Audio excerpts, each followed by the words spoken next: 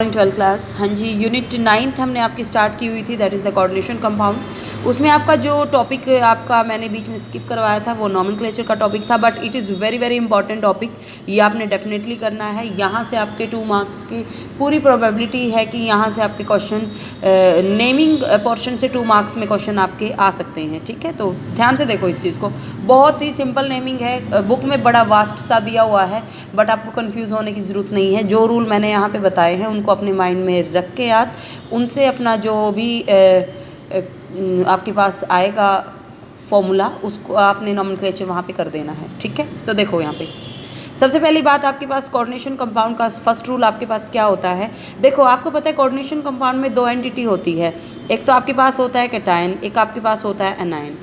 ठीक है, दोनों के कॉम्बिनेशन से मिलकर आपका एक कोऑर्डिनेशन कंपाउंड बनता है।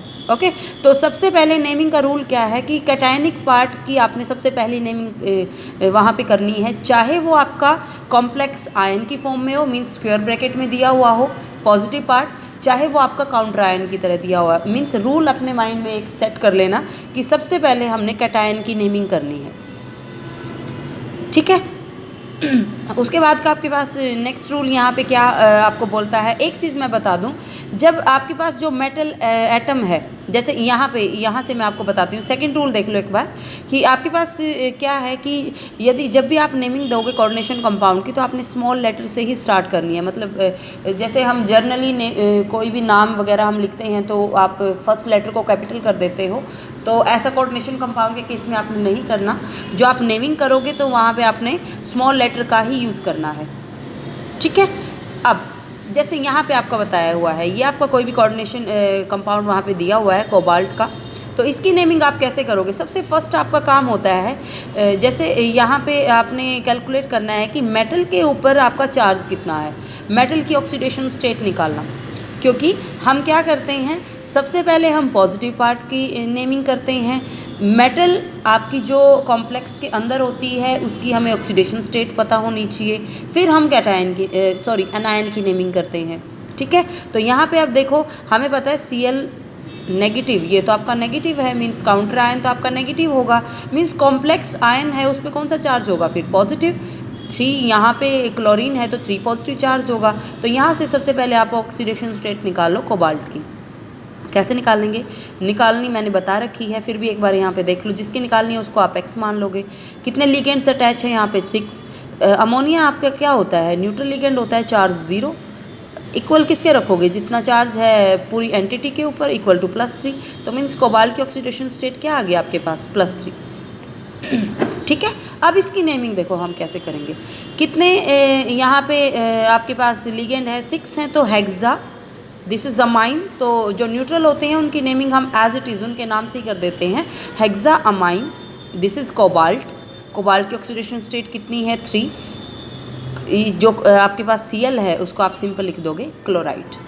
एक चीज़ यहीं पे मैं आपको बताती हूँ, यदि कॉम्प्लेक्स आयन के अंदर जो मेटल है, ठीक है, यदि कॉम्प्लेक्स आयन पे होगा पॉजिटिव चार्ज, तो मेटल का नाम आप एज इट इज़ रख दोगे। कोबाल्ट है तो कोबाल्ट। ठीक है, यदि यहीं पे आपका जो ये एंटिटी है इसके ऊपर होता negative charge, means complex ion किस चार्ज का होता, नेगेटिव चार्ज का। ये पॉइंट मैं यहाँ पे लिख देती हूँ, कॉम्प्लेक्स आयन पे नेगेटिव चार्ज होता, तब आपके पास जो मेटल है उसकी नेम के पीछे, मेटल का नेम होगा मेटल नेम, उसके पीछे आप लगा दोगे 8। यदि इस पर नेगेटिव चार्ज होता तो तब वहाँ पे क्या नाम आता, कोबाल्टेट। ठीक है, फेरेट, जैसे आयरन होगी तो फेरेट। ओके, इस चीज़ को आपने अपने माइंड में रखना है। This is also a rule, क्योंकि आप यहाँ से आगे जब मैं एग्जांपल कराऊंगी बहुत सारे ऐसे एग्जांपल आप देखोगे। ठीक है, उसके बाद ये जो हमने लिगेंड लिए हैं भाई, न्यूट्रल की हमने एज इट इज़ रख देनी है। तो लिगेंड तो आपके पास डिफरेंट टाइप के होते हैं, कैटायनिक होते हैं, एनायनिक होते हैं, न्यूट्रल भी होते हैं। तो एक बार नेमिंग हम कैसे करते हैं लिगेंड्स की, वो आप देख लो। नेगेटिव लिगेंड है आपके पास, जिनका नाम आपका जो नेगेटिव लिगेंड है उनका नेमिंग आप O से एंड करोगे। जैसे Cn negative cyano, NO2 nitro, OH negative hydroxo, O2 negative oxo, H negative hydrido. ठीक है, पहले हम क्या करते थे, यहाँ पे आपका जो लिगेंड है Cl नेगेटिव उसको क्लोरो ब्रोमो ऐसे लिख देते थे, बट आईपीएससी की कन्वेंशन के अकॉर्डिंग उन्होंने रिकमेंडेशन जो दी हैं, उन्होंने हमें कहा है कि आप Cl नेगेटिव को क्लोरो नहीं लिखोगे, उसको अब आपने लिखना है chlorido. This is the rule. Br negative को आपने क्या लिखना है, ब्रोमो नहीं लिखना है, क्या लिखना है, ब्रोमिडो। ठीक है, तो इस पॉइंट को याद रखना, हमेशा नेगेटिव लिगेंड की एंडिंग आप ओ से ही करोगे। ठीक है, अनायनिक लिगेंड आपके पास हो सेम, जिनकी एंडिंग आपके पास आइड से होती हो, एट से होती हो। कैसे, जैसे सल्फेट आयन होता है 8, तो उसको आप ई को रिप्लेस कर दोगे ओ से, क्या लिखोगे, सल्फेट को सल्फेटो।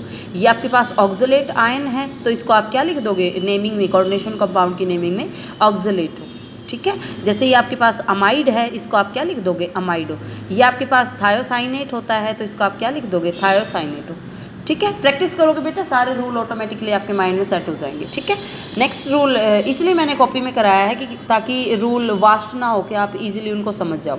नेक्स्ट रूल आपका क्या है कि न्यूट्रल लिगेंड जो आपके पास होते हैं उनकी कोई स्पेशल एंडिंग नहीं होती।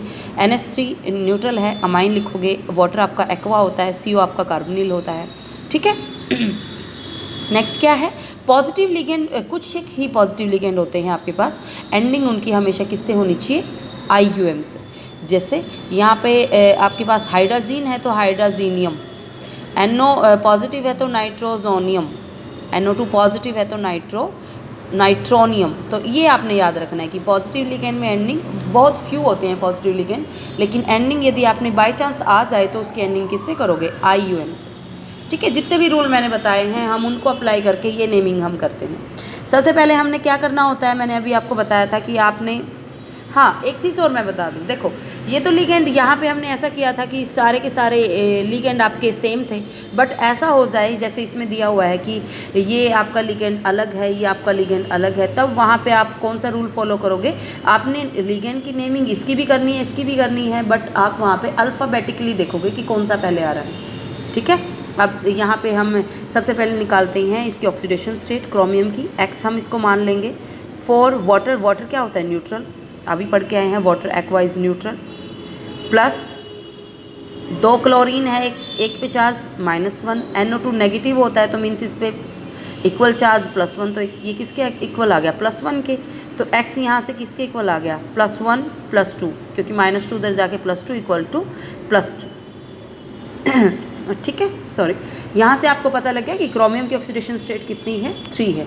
ये आपको डेफिनेटली मेंशन करनी होती है ब्रैकेट्स में मेटल के साथ। तो अब देखो कॉम्प्लेक्स आयन के ऊपर पॉजिटिव चार्ज है, तो जो आप नेम लिखोगे क्रोमियम को आप क्रोमियम ही लिखोगे। कैसे आप नेमिंग करोगे, अब देखो वाटर एक्वा पहले आता है या A पहले आता है या C, पहले तो A आता है, तो आप क्या यहाँ पे नेमिंग करोगे, स्मॉल लेटर से शुरू करनी है, टेट्रा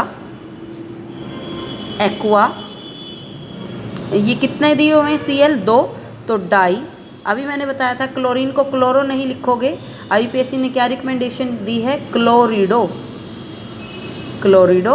क्रोमियम को एज इट इज़ लिखोगे, क्रोमियम कितनी उस पर आपने ऑक्सीडेशन स्टेट निकाली है तो ब्रैकेट में मेंशन कर दोगे, रोमन लेटर्स में 3।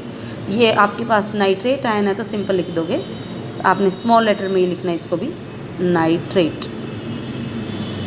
ठीक है, ये इसके बाद ही आप इसको मेंशन कर दोगे।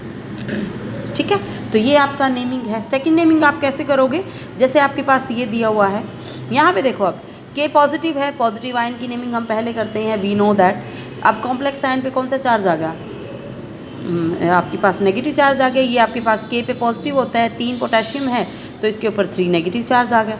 अब कॉम्प्लेक्स आयन के ऊपर नेगेटिव चार्ज है तो मीन्स मेटल का नाम एज इट इज़ तो रहेगा नहीं, पीछे क्या लग जाएगा, 8। करो नेमिंग, सबसे पहले ऑक्सीडेशन स्टेट निकालो। यहाँ पे इसकी आपके पास ऑक्सीडेशन स्टेट कितनी होती है, X, दिस इज़, इसको आप मान लोगे, सॉरी X मान लोगे। ओके, अब 3, ये आपके पास कौन सा लिगेंड है, यहाँ पे ये ऑक्सलेट लिगेंड है तो 2 नेगेटिव होती है तो -2 इज इक्वल टू -3, तो X इज इक्वल टू कितना आ जाएगा, -3 + 6 मीन्स +3। नेमिंग करो अब इसकी, एज इट इज़ हम लिख देंगे, ये मेंशन नहीं करेंगे हम कितने यहाँ पे पोटाशियम है, नॉर्मल आप लिखोगे पोटाशियम, क्योंकि जो यहाँ पे ऑक्सीडेशन स्टेट है ना वही मेंशन कर देती है कितने पोटाशियम है यहाँ पे। ठीक है, पोटाशियम। आगे आप क्या लिखोगे यहाँ पे, ऑक्सलेट कितने हैं, ट्राई। अब नेगेटिव आयनिक है तो ऑक्सालेट नहीं होगा, ऑक्सालेटो फेरेट, नाम क्या हो जाएगा, 8 लग जाएगा पीछे, फेरेट, और उसकी ऑक्सीडेशन स्टेट। ये नाम हो गया आपके पास कॉम्प्लेक्स का। ठीक है, इजी है, बिल्कुल इजी है करना। उसके बाद नेक्स्ट देखो, यहाँ पे ऑब्वियसली यहाँ पे पॉजिटिव चार्ज है तो इस पे फिर नेगेटिव चार्ज होगा। नेगेटिव चार्ज होगा तो सबसे पहले इसकी ऑक्सीडेशन स्टेट आप निकाल लो। यहाँ पे दिस इज एक्स, इसको आप एक्स मान लोगे जिसकी निकालनी है। अमोनिया 0 ही होती है, प्लस यहाँ पे 3 इंटू -1 इज इक्वल टू -1, तो x इज इक्वल टू कितना आ जाएगा, +2। तो सिंबल मेंशन कर दोगे, ये आपके पास क्या है, पोटाशियम। अब देखो A पहले आता है, अमाइन पहले आता है या C, A पहले आता है तो this is potassium amine tri chlorido. अब इसका नाम प्लेटिनम होता है, Pt इज रिप्रेजेंटेड प्लेटिनम, तो प्लेटिनेट, इसका नाम क्या हो जाएगा, प्लेटिनेट। अब ये प्लेटिनेट क्यों हुआ, क्योंकि आपके पास कॉम्प्लेक्स आयन पे कौन सा चार्ज है, नेगेटिव चार्ज है। ठीक है, सिमिलर आप इसकी नेमिंग कर दोगे, ये आपके पास क्या हो जाएगा, हेक्सा एक्वा। यहाँ पे 3 पॉजिटिव, यहाँ पे 3 नेगेटिव है तो इसके ऊपर +3 आ जाएगा। यहाँ पे क्रोमियम की ऑक्सीडेशन स्टेट +3 आ जाएगी, तो नेमिंग कैसे करोगे, हेक्सा एक्वा क्रोमियम नॉर्मल, क्योंकि +3 काउंट जो आपके पास कॉम्प्लेक्स आयन है वो पॉजिटिव एंटिटी है, तो क्रोमियम उसकी ऑक्सीडेशन स्टेट आपकी 3 क्लोराइड। ठीक है, सिमिलर हेयर हम इसकी भी नेमिंग आपकी एज इट इज़ ही करेंगे, जैसे यहाँ पे आपका जो रूल आपने पढ़ा है। सबसे पहले तो हम यहाँ पे देखो NO2 NO3 एक के ऊपर नेगेटिव, तो यहाँ पे आपका +2 चार्ज आ जाएगा। अब यहाँ इसकी ऑक्सीडेशन स्टेट निकालो, कोबाल्ट की +4 है, ये आपके पास ये भी 0 हो जाएगा, वाटर की ऑक्सीडेशन स्टेट भी ये आ जाएगा -1 इज इक्वल टू +2 के, तो x इज इक्वल टू किसके आ गया आपके पास, +3 के। नेमिंग करो, अब सबसे पहले पॉजिटिव पार्ट की करते हैं। अब देखो अमाइन एक्वा एंड यहाँ पे आपके पास आ गया ब्रोमीन। अब एक्वा अमाइन दोनों चीज़ आ गई, लेकिन M पहले आता है या सेकंड लेटर फिर देखोगे आप, M पहले आता है, क्यों M आता है पहले, तो नेमिंग कैसे करोगे आप, यहाँ पे आप लिखोगे टेट्रामाइन, टेट्रामाइन एक्वा, एक ही लेटर में लिखना है, ब्रोमो नहीं लिखना, ब्रोमीडो, दिस इज कोबाल्ट। ठीक है, कोबाल्ट ही क्यों लिखा, क्योंकि पॉजिटिव चार्ज है कॉम्प्लेक्स आयन पे। कितनी ऑक्सीडेशन स्टेट निकाली है, 3, और ये आपके पास क्या आ जाएगा, नाइट्रेट। ओके, होप आपको समझ आ गया होगा ये सारा कंसेप्ट। उसके बाद नेक्स्ट देखो, कोबाल्ट का ही हम यहाँ पे नेक्स्ट मेंशन किया हुआ है। यहाँ पे देखो कोबाल्ट आपका दिया हुआ है, कोबाल्ट के साथ अब ये सल्फेट पे 2 नेगेटिव चार्ज होता है तो इसके ऊपर 2 पॉजिटिव चार्ज हो जाएगा, ऑब्वियसली दैट। ठीक है, अब यहाँ पे आप ये चीज़ आप देखो, इसकी नेमिंग आप कैसे करोगे, Cl2 है और यहाँ पे आपका दिया हुआ है EN आपका किसको रिप्रेजेंट कर रहा है, EN आपका इथेन डायमाइन को रिप्रेजेंट कर रहा है। ठीक है, सबसे पहले हम इसकी which is neutral in nature, तो इसकी ऑक्सीडेशन स्टेट इसकी निकालो, x + 2 into -1 is equal to +2, तो x आपके पास क्या आ जाएगा, +4। नेमिंग करो अब इसकी, कैसे करोगे, पहले आपके पास A आता है, अमाइन आएगा, E तो बाद में ही आता है, तो यहाँ पे आप क्या लिखोगे, इसकी सॉरी पहले आपका C आएगा, डाई क्लोरिडो, EN ट्वाइस, ये भी ट्वाइस है तो बिस, ब्रैकेट यहाँ पे आपकी स्टार्ट हो जाएगी, इसकी नेमिंग कर दो आप, इथेन 1,2 डायमाइन। ठीक है, और इसकी नेमिंग आप सिंपल लिखोगे, कोबाल्ट, ऑक्सीडेशन स्टेट मेंशन कर दोगे रोमन लेटर्स में 4, एंड दिस इज सल्फेट।